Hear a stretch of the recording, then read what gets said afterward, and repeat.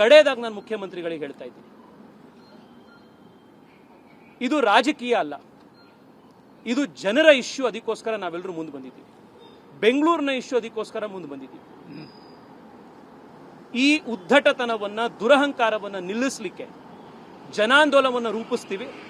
ಬೆಂಗಳೂರಿನ ಪ್ರತಿ ಗಲ್ಲಿಯಲ್ಲೂ ಕೂಡ ಜನ ಎದ್ದು ನಿಂತು ನಿಮ್ಮ ಸರ್ಕಾರದ ವಿರುದ್ಧ ಧ್ವನಿ ಎತ್ತುತ್ತಾರೆ, ಬೆಂಗಳೂರಿನ ಪರಿಸರವನ್ನು ಕಾಪಾಡ್ತಾರೆ. ಆ ಜನಾಂದೋಲನವನ್ನು ನಾವು ಮಾಡ್ತೀವಿ ಅಂತ ಹೇಳಿ ಮುಖ್ಯಮಂತ್ರಿಗಳಿಗೆ ಎಚ್ಚರಿಕೆಯನ್ನು ಈ ಸಂದರ್ಭದಲ್ಲಿ ಕೊಡ್ತಾ ಇದ್ದೀವಿ. ನಮಸ್ಕಾರ. ರವೀಂದ್ರ ಸಚೂರ್ ಹತ್ರ ಬನ್ನಿ. ಮುಖ್ಯವಾಗಿ ನಾನು ಹೇಳೋದೇನು ಅಂತಂದರೆ, ನಮ್ದೇನು ಉದ್ದೇಶ ಇದೆ, what is the objective of all these so called amendments etcetera, is to control traffic in Bangalore, reduce, because traffic has become a huge problem, ಭಾಳ ದೊಡ್ಡ ಸಮಸ್ಯೆ. ಆನ್ ದಿ ಅದರ್ ಹ್ಯಾಂಡ್ ಇವ್ರು ಹೊರಟಿದಾರಲ್ಲ, ಏನು ಮಾಡಬೇಕು, it will also increase traffic. Tunnel road for instance, more cars. Under the urban transport policy, national urban transport policy ಅಂತ ಇದೆ, ಅಲ್ಲಿ stated objective to promote public transport and reduce private transport. See, these projects will only increase more and more of private traffic and create more and more congestion. ಅದರಿಂದ this must be thoroughly opposed. Secondly, garden city of India ಅಂತ ಏನು ಬಂದಿದೆ, ಎಲ್ಲರೂ appreciate ಮಾಡ್ತಾರೆ, even foreigners.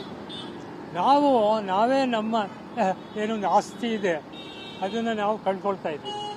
C, amendment to the parks and preservations act, which I was also instrumental in implementing, I was commissioner of the corporation and chairman BDA. So we struggled to preserve all these things. Now, on the other hand, taking away even a small percentage, in terms of total area, it will be some tens of acres. So that should be completely opposed, and we want to this is a fight as in the interest of the public of Bangalore. Janra andolana idu. It's not governments or opposition parties and all that. We are all part of the public. So I would like to appeal even to the media. You highlight this important thing that the problems of Bangalore will only get aggravated. Idinnu jaasti agutte with these projects. So we need to preserve and protect the forests and other gardens, not only the parks but even the other open spaces, gardens and all. There is also an Open Spaces Preservation Act anta ide.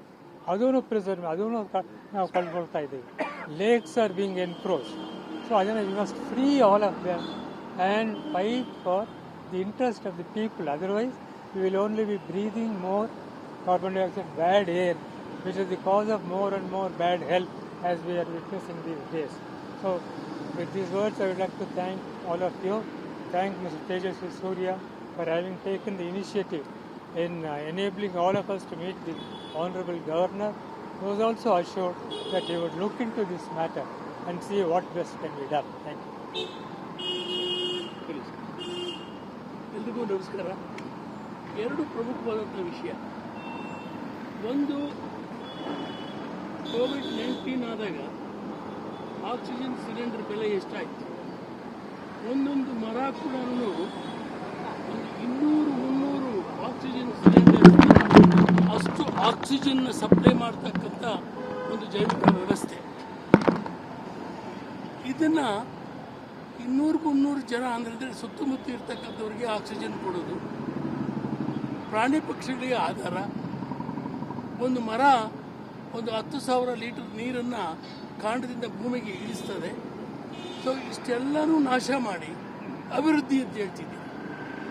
ಎರಡನೇದು, ನೀವು tunnel ಮಾಡ್ತೀರಲ್ಲ ಸ್ವಾಮಿ,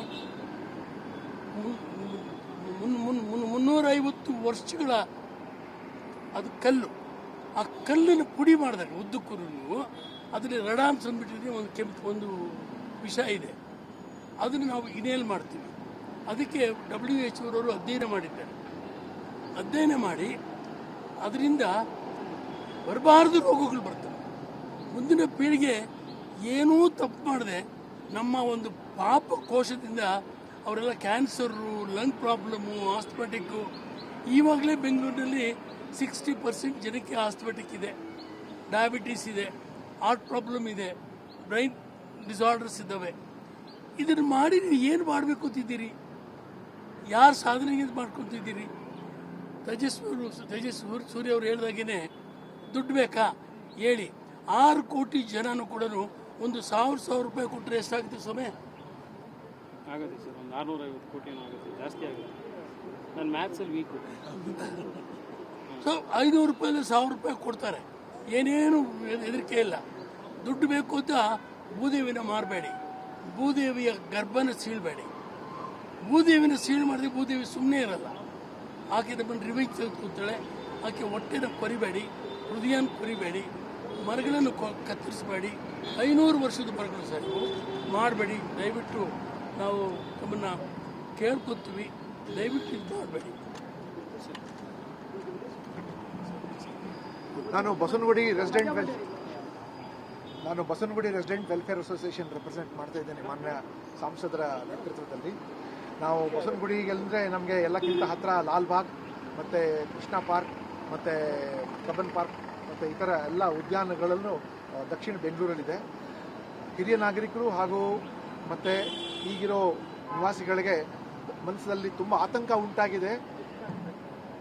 100 ಎಕರೆಗಳು ಇವರು ಅಭಿವೃದ್ಧಿ ಹೆಸರಿನಲ್ಲಿ ರಾಜಕೀಯವಾಗಿ ಅವರವ್ರ ಶಿಷ್ಯರನ್ನು ಕೊಟ್ಟು ನಮ್ಮ ಸಂಸದರು ಹೇಳಿದಂಗೆ ಅದಕ್ಕೆ ಸಂಪನ್ಮೂಲಕ್ಕೋಸ್ಕರ ಮಾಡ್ತಾ ಇರೋದ್ರಿಂದ ಗಾರ್ಡನ್ ಸಿಟಿಯಾಗಿ ಉಳಿಬೇಕು ಅಂದರೆ ದಕ್ಷಿಣ ಬೆಂಗಳೂರದಲ್ಲೇ ವಿಶೇಷವಾಗಿ ಬಸವನಗುಡಿ ಮತ್ತು ಹಳೆ ಪ್ರದೇಶಗಳಲ್ಲಿ ಆಗಿ ಬಂದಿರ್ಬೋದು. ತುಂಬ ಚೆನ್ನಾಗಿ ಇವತ್ತು ನಮ್ಮ ಸಂಸದರು ಮತ್ತು ಹಿರಿಯರ ಮಾರ್ಗದರ್ಶನದಲ್ಲಿ ಅವರು ಗವರ್ನರ್ ಅವರಿಗೆ ವಿಷಯಗಳು ಹೇಳಿದ್ದಾರೆ. ಸೊ ಇದು ಕೂಡ ಇದಕ್ಕೆ ಬೆಂಬಲ ಕೊಡೋಕ್ಕೆ ಇದು ಎಲ್ಲ ಬೆಂಗಳೂರಿನ ನಾಗರಿಕರು ಕೊಡಬೇಕು ಅಂತ ನಮ್ಮ ಮನೆ ಇದೆ.